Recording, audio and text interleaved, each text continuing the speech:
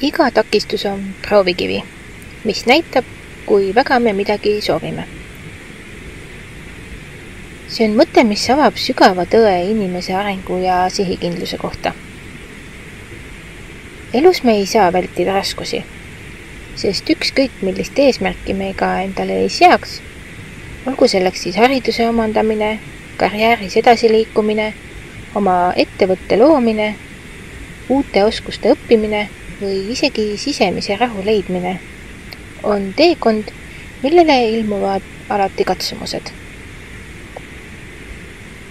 Need võivad tulla seestpoolt, näiteks hirmud, kahtlused või väsimus. Just nendes hetkedes pannaksegi meid proovile.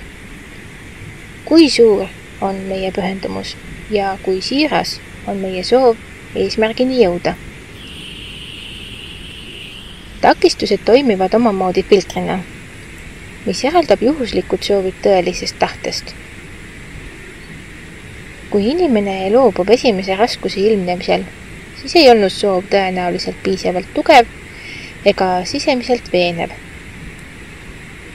Kui aga keegi suudab katsumuste kiuste edasi liikuda, otsida nende kiuste lahendusi ja kohanduda, näitab see tema tõelist pühendumust. Seega võib öelda, et takistused ei ole ainult barjäärid, vaid ka õpetajad ja filter. Need annavad meile võimaluse avastada oma tegelikku motivatsiooni ja sisemist jõudu. Samuti kasvatavad raskused iseloomu. Kui kõik tuleks kergelt, ei õpiks me visadust, kannatlikkust, loovust ega järjepidevust. Tõelised edulood sünnivad sageli just seetõttu, et keegi ei lasknud end peatada korduvatest ebaõnnestumistest. Näiteks sportlased, kes treenivad aastaid ja ületavad korduvalt oma füüsilisi ja vaimseid piire, saavutavad edu. Sest iga takistus muutub neile kinnituseks, ma tahan seda tõsiselt, ma tahan seda päriselt. Sama kehtib ka igapäevaelus. Kui õpingud tunduvad rasked või projekt ei õnnestu esimesel katsel, siis püsivused ja sihikindlus eristavad need, kes jõuavad finišisse. Nendest, kes pooleli jätavad.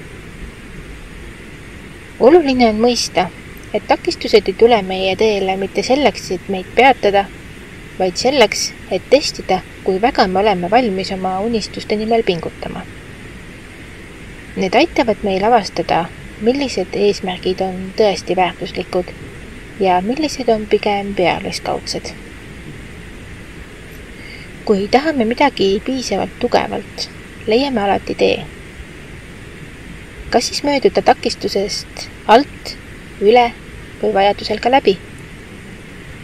Kui aga loobume, oli võib-olla vaja seda kogemust, et suunata meid millegi sellise eesmärgi poole, mis on meie jaoks õigem ja olulisem. Seega on iga takistus kutse eneseanalüüsiks. Kas ma tahan päriselt ja siiralt seda ja olen valmis maksma selle eest nõutud hinda, aja, energia ja pingutuse näol? Kui vastus on jah, muutub takistus hoopis sillaks, mida mööda edasi liikuda, mitte seinaks, mis meid peatab. Just seetõttu on takistused ühtaegu katsumus kui ka võimalus. Need näitavad, kui väga ja kui päriselt me oma unistusi ellu viia tahame. Aitäh kuulamast ja järgmiste kohtumisteni!